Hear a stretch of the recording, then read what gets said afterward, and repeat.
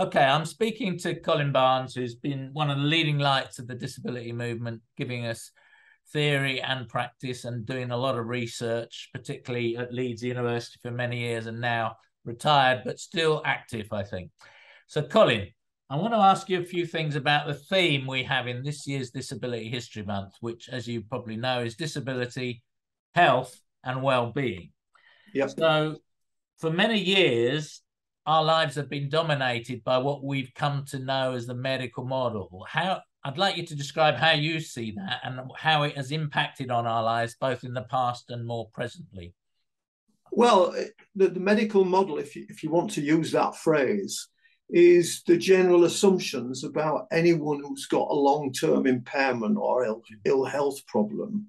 And everything tends to be linked into or explained with reference to the condition, i.e., in my case, which is visual impairment. You know, I was born with congenital cataract and born blind, and the medical model prevented me initially from going to a mainstream school. I mean, my parents took me to a local school after I'd had an operation, which left me with 1/6 of what a normal, in inverted commas, person can see.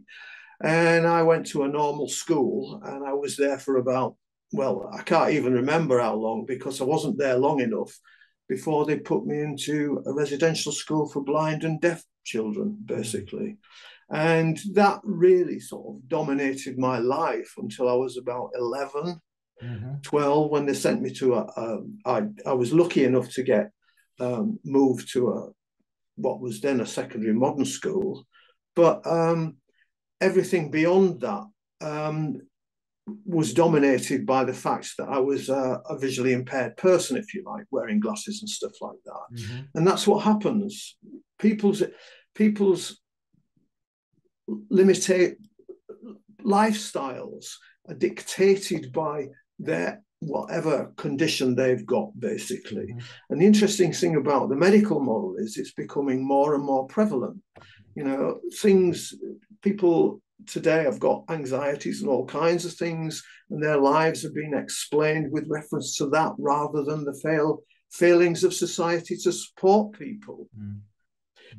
I mean, from my perspective, illness and impairment are common experiences.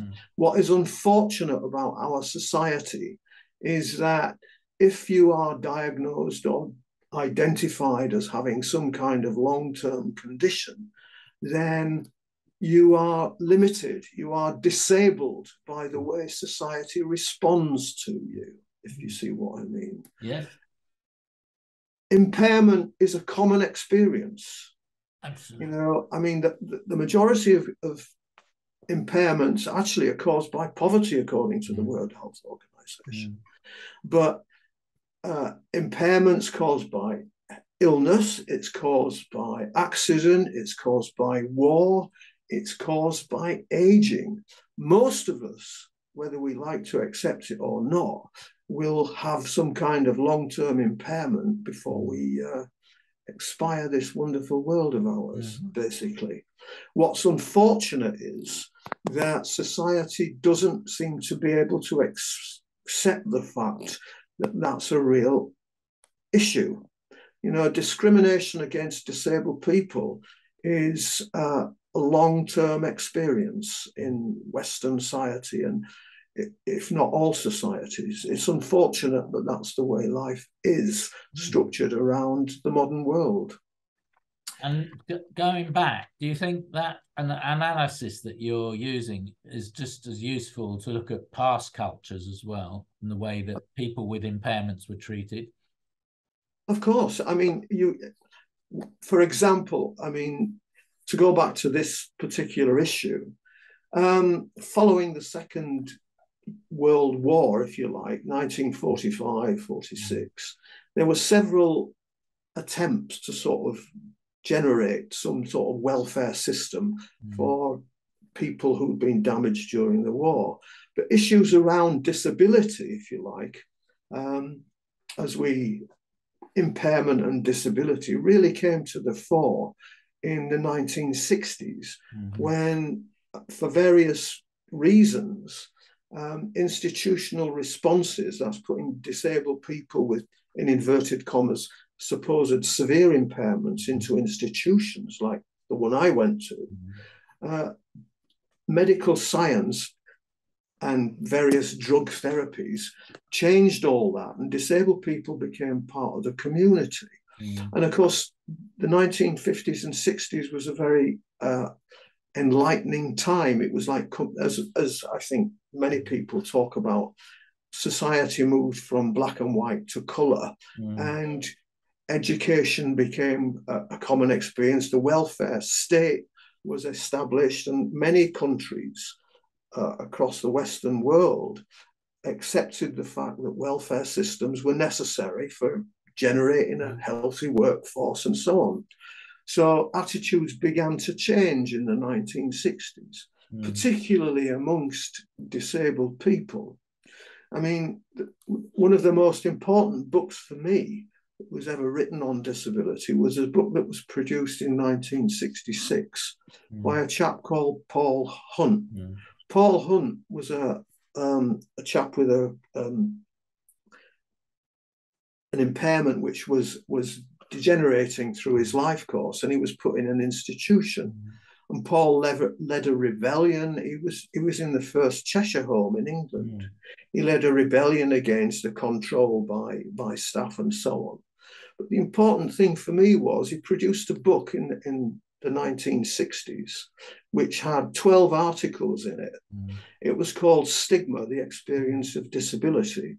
And it was an edited collection of 12 disabled people talking about their experiences, not as disabled people, not as focusing on their impairments, but the way society responded to them. And probably the most important book chapter in that book is a chapter called A Critical Condition, where Paul talks explicitly about the way society responds to people like him. And this generated a whole issue, this kind of development, which was not just in the UK, it was in America and various other European countries, that disabled people started to challenge the way society looked at impairment and ill health. And it led to a whole political movement which changed people's lives.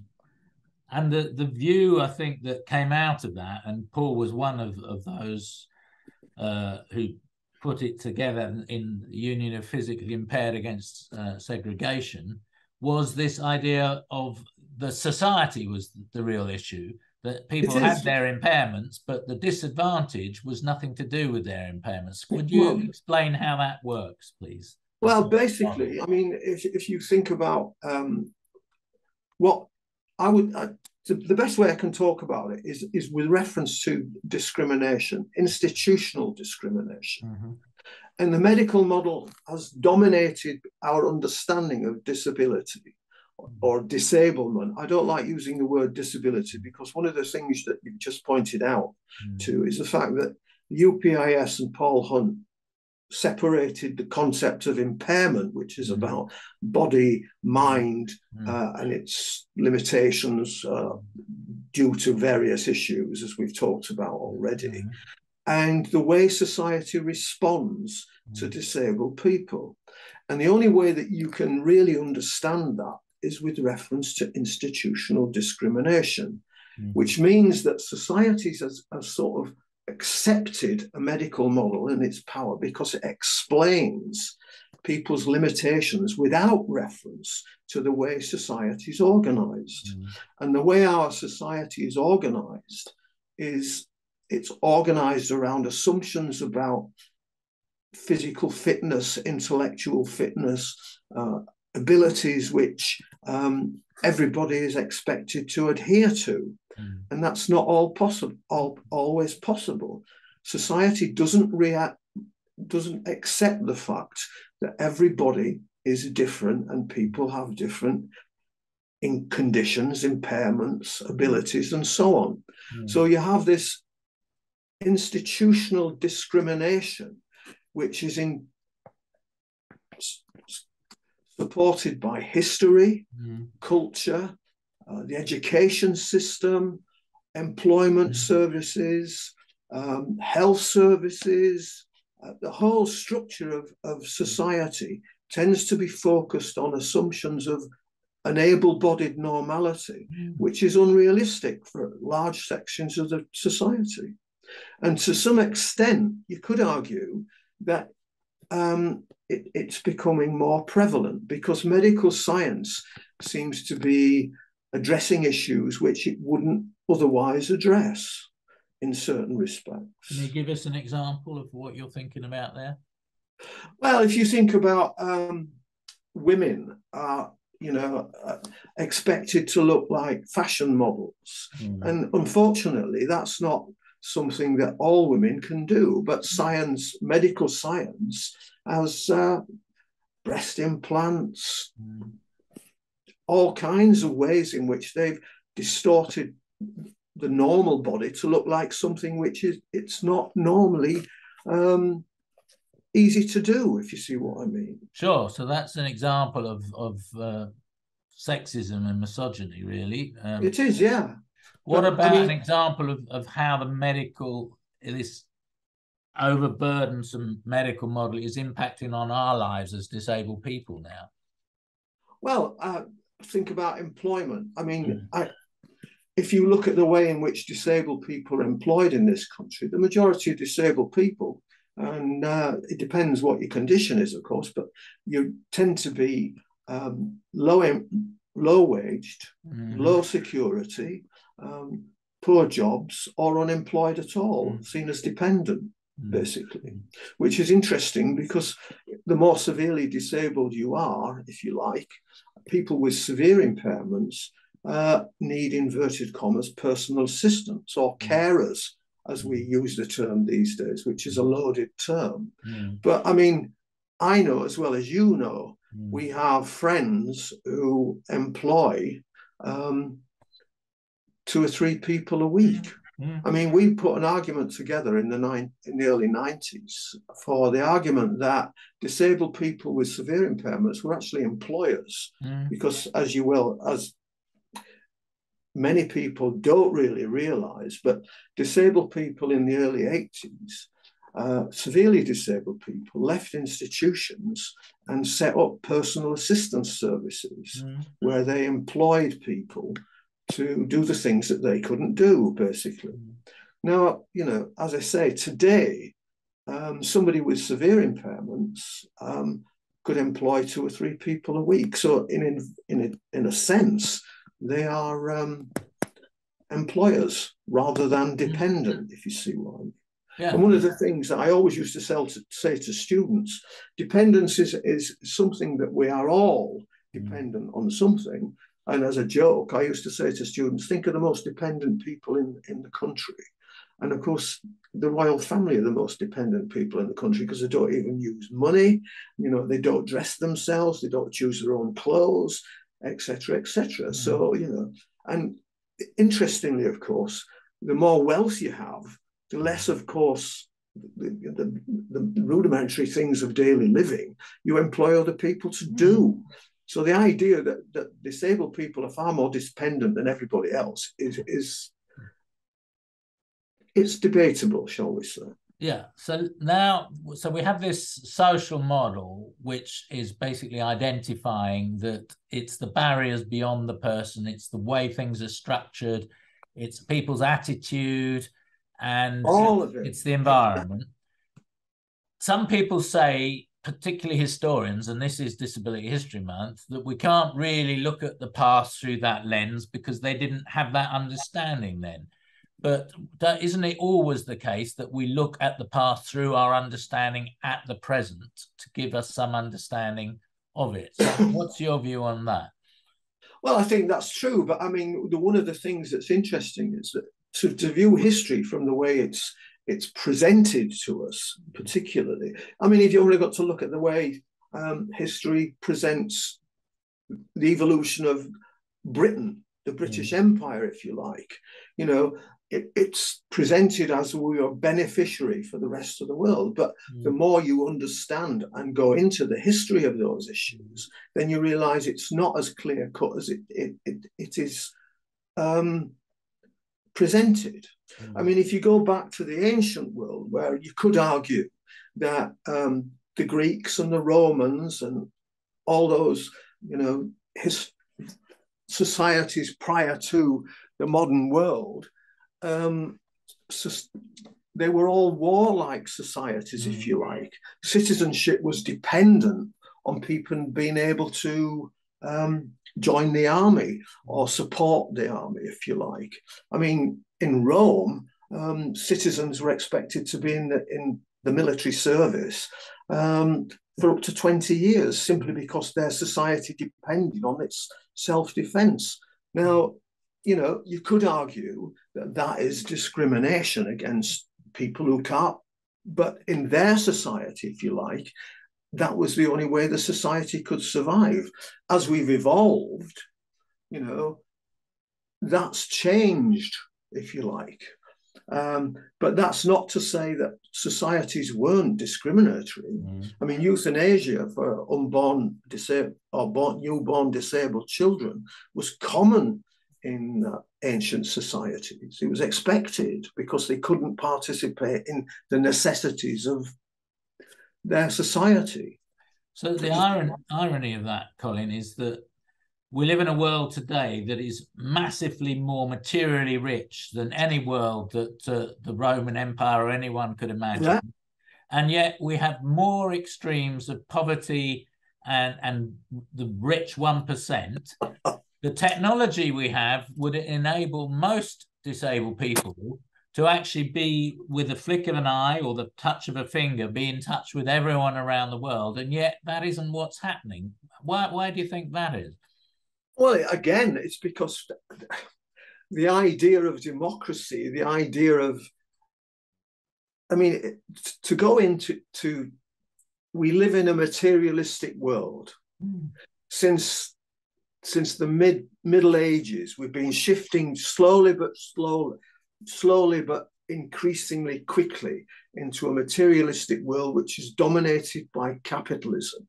Now, I know this is something that people don't want to discuss, but the reality is, if you have a society where everything is geared to finance wealth, and then people who, in inverted commas, are not wealthy are at the bottom of the food chain. I mean, we are creating impairment and disablement simply by the way society is structured. You've only got to look at the way in which poverty has increased in the UK since the 1970s. I mean, it's unfortunate, but up until the 1970s, late 70s, there was a general consensus among all the political parties in this country that we had to have a healthy welfare state, because we needed healthy workers that could earn money, that could spend money, that could buy things, and so on and so forth. But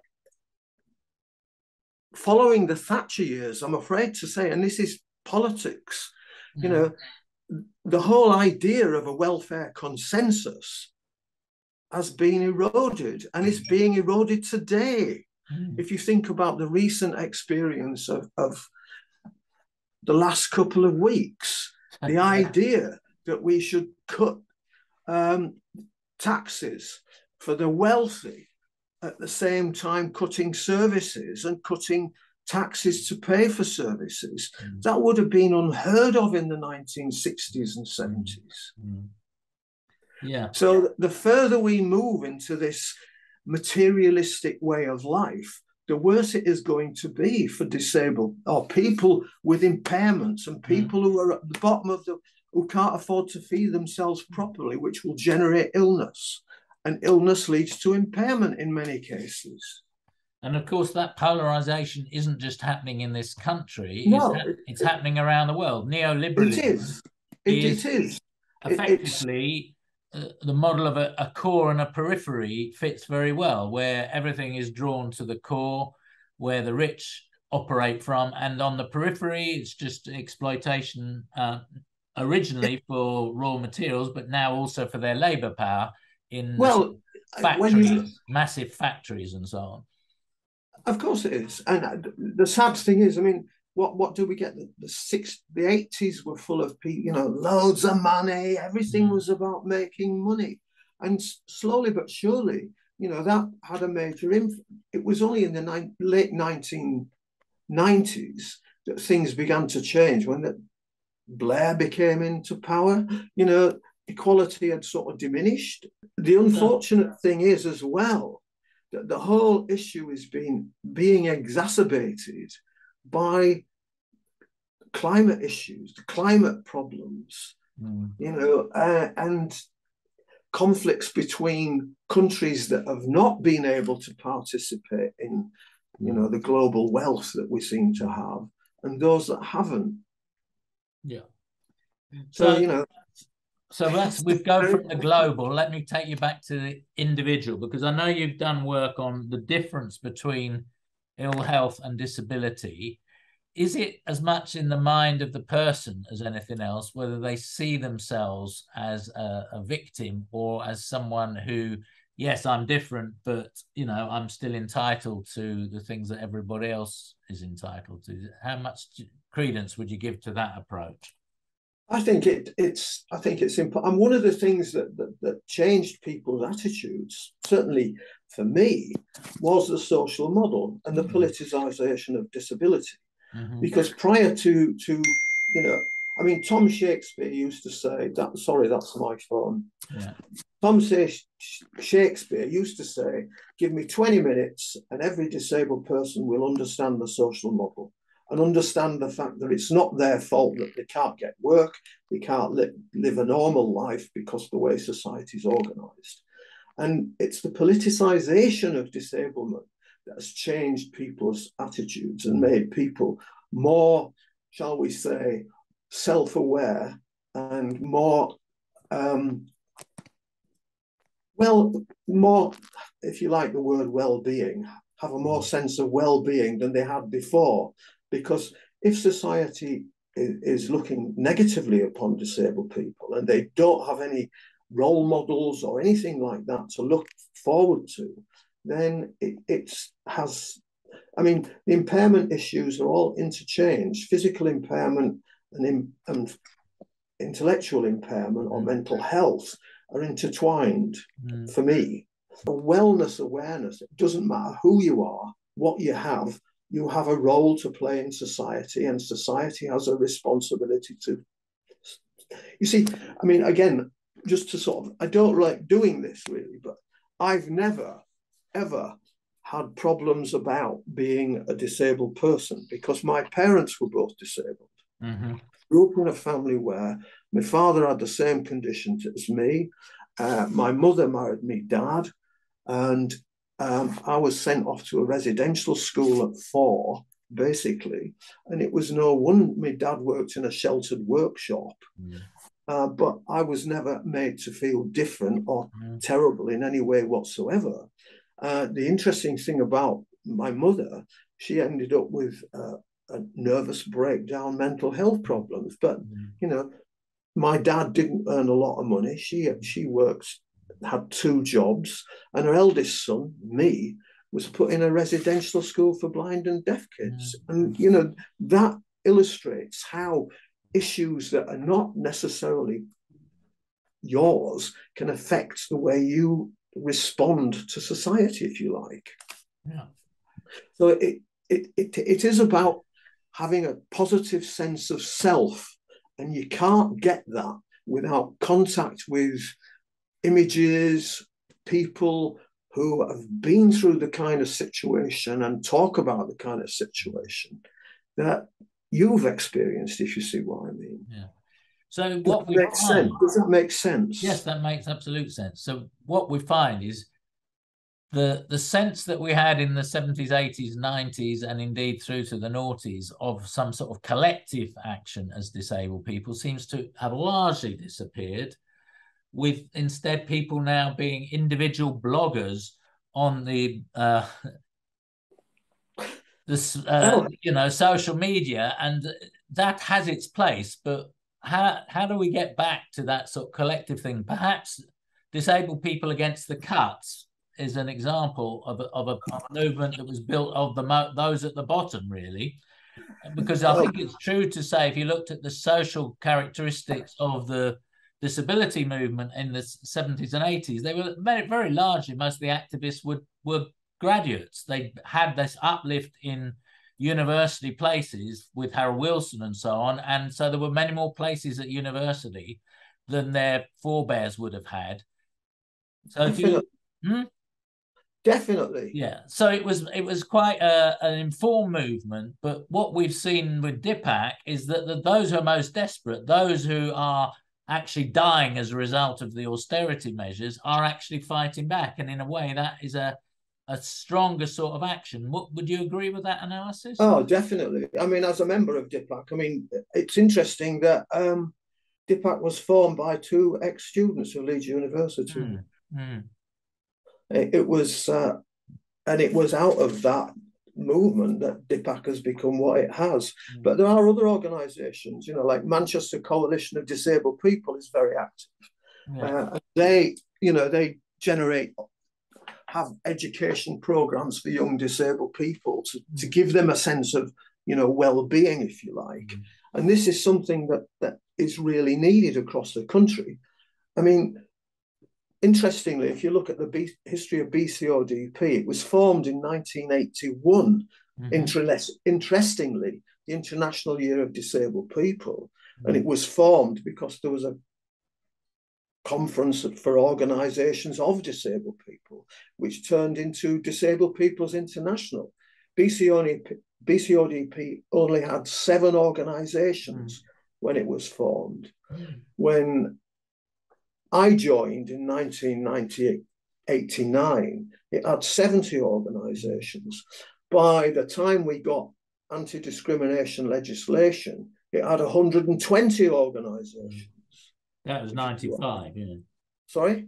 95, yeah. So I mean, so that is a real lesson of our own history, that the collective is so important. How do you think in these fragmented times we can get back to a more collective approach? The problem, of course, is that you've still got Scope, or you've still got Rights Now, or whatever it's called, who are claiming to represent disabled people, but they're not active in the same way. They don't challenge government policy in the same way that we did with BCODP and DIPAC are doing, if you see what I mean. And this is a sad thing. Do you think they might come off the fence, if you like, of inactivity? I mean, there's a big hole in whoever becomes the new lead MP, Prime Minister. There's a big hole in the finances. And we know that it's going to be disabled people and their benefits that will be in the front line of the cut. No question. No question. So do you think that might prompt people like Disability Rights UK to actually sort of become more of an activist organisation? I'd like to think so. But the unfortunate thing is that, as far as I know, they are still dependent on government funding because they're not a political organisation in the traditional BCODP sense, if you see what I mean. They're a support organisation. And the unfortunate thing about all that is that if you're dependent on government funding, then, you've got to play the government's game, if you see what I mean. So the independence of the disability movement was a key thing in your view, because you didn't have the problem of biting the hand that fed you. You were self-sustaining and separate from them. Yeah, I mean, BCODP, at one time, government or government funding could go to organisations who were, in inverted commas, political, but in a small sense, if you see what I mean. It was during the noughties that all changed. Although if you go back to the Prime Minister's Strategy Unit for Disability in 2005, the Labour government at that time suggested that or made a policy statement that all areas should have independent living centres along the lines of traditional CILs run by disabled people. If you see what I mean, user-led organisations. I mean, it's interesting that in 2006 they introduced a policy, a rolling policy, did the Labour government, where after they would, every institution should identify barriers to disabled people, and they would have 3 years to address what they could afford. After the 3 years, they would reappraise what they had to do and have another 3 years. And the idea was it was a rolling policy, so that theoretically by 2024, barriers would be removed in institutions. But of course, all that stopped after the crash of 2008, when policies were all changed radically. So by the time we get to the Equality Act, which rolled all these things together, we see that public sector duty much diluted. And instead of it being for many different strands, each having to have an equality policy, there was just one. And so it became much easier for public sector not to bother to do very much. And of course, the unfortunate thing about impairment and disability is you can always explain disabled people's disadvantage with reference to, like in my case, eyes, if you see what I mean, or increasingly deafness. If you get me. So, we are our own oppressors by our impairment rather than the society. No, not at all. No, you don't think that, but that's the view they may take. That's what they say. Yeah. But you see, I mean, I worked in industry before I went to university for 17 years, basically. Impairment and disability was not on the agenda at all. When it became an issue, it became an issue at Leeds University when I set up the Disability Research Unit, basically, because when I went to university in 81, all I got was Reed Irving Goffman and what it was like to experience impairment and all that sort of stuff. So over the next 10 years, they learned that there was something else, and that's why the DRU was set up. And the Human Resources Unit took on disability issues. But having said that, over the years, as more groups of oppressed people began to make noises, basically, it shifted from race to gender to sexuality and so on. So what you get in human resources, they address the problem of disability, but it always goes down to the bottom of the pile. Because if you think about any issue around disablement, it often costs money. To make a building accessible costs money. To make transport systems accessible costs money. And of course, where things cost money, they tend to be put off. So disability issues in equality departments are always gravitated to the bottom. And I'm sorry, but that's what's happened with the Equalities Unit. Yes, and I think I agree with you. And it's why, it's as a minority, we're the largest minority in the UK. We're not the largest oppressed group. The largest oppressed group are women, but after that, we are the second largest group who are subjected to oppression. But you wouldn't know that by the way that people talk about equalities. Well, I was just going to exactly say that. I mean, if you talk to an average person in the street, they don't see disabled people as oppressed. They see disabled people as, sad or pathetic. It's so sad because they can't walk, can't do this, can't do that, can't do the other, and so on and so forth. Nobody ever thinks about the fact that, a disabled person could be employed if he could get to work, if the workplace was accessible. And interestingly, from my point of view, being visually impaired, that it's becoming more oppressive because I have difficulty using internet. at the bottom of the street where I live, there's a railway station which has got a guard in there where you can go and buy your ticket. Now it's a machine. I can't see to use the machine. Yeah. You see what I mean? And Well, it's yeah, not. there's a lot of modern developments, like, which are affecting disabled people, like shopping centres, which are all Exactly. pedestrians where there's No no tills. curbs to separate you from bicycles or anything else coming through. It's very dangerous for a lot of disabled people, I think. Well, think of obvious things like no tills. Shops with no tills, you've got to use the machine to even getting money. Yeah. You see what I mean? And the irony is that those machines could quite easily have been made accessible. They could have been talking. They could have had several ways of presenting information, but we don't sadly, have the regulations to do that. Can't do that. Can't do that. It costs too much money. But ironically, the European Union, which we were all taught to hate during the run-up to Brexit, they passed legislation now where everybody has to start doing that. Well, yes, but I mean, we don't like them. No. They're foreigners, my God. I mean, I've just come back from Italy. I went on holiday to Italy, and it was so much different, shall we say. Let's just leave it at that. It's sad, But again, I think there was somebody talking on the radio the other day, and instead of looking forward, Britain is looking backwards in many ways. But, I mean, you mentioned something a moment ago about how sad we all are and poor people.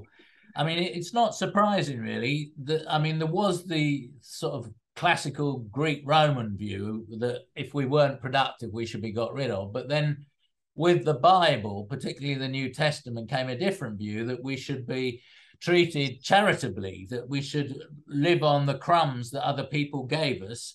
And that view has been a very strong view in setting up the charity model of disability. Do you want to just say how that fits into the medical social model? Because people often get confused about that. Well, I've never come across a charity that doesn't accept the medical model or would accept discrimination issues. Because surely if charities were serious about improving the quality of life for disabled or any oppressed group, because the more we get into this issue, the more aware you become aware of the issues that other oppressed groups face as well, if you see what I mean. But true charity, if charities were serious about improving the quality of the lives of the people that they claim to help, they have to become political. Yeah. Because without being political, without demanding change, then you're always going to have a charity. But the unfortunate thing about lots of charities is that they're run by people who are not necessarily interested in politics, but just interested in generating wealth with a good name, if you see what I mean. To round this bigger view up, what would you say would be 3 things to tell a young disabled person who really hasn't understood how they fit into the world as they go forward now in 2022? I would tell them the first thing you need to realize is that impairment, whatever it is a real issue for many, many people. It's a common experience. How society treats you because of whatever condition you've got is something that's not acceptable. It is not your responsibility for not being able to get a good job, get a good education, whatever. It's a failure of society. And for that, you have to get involved in changing it somehow. Whatever you do, don't accept responsibility for not being able to do things. You can, whatever abilities you've got, use them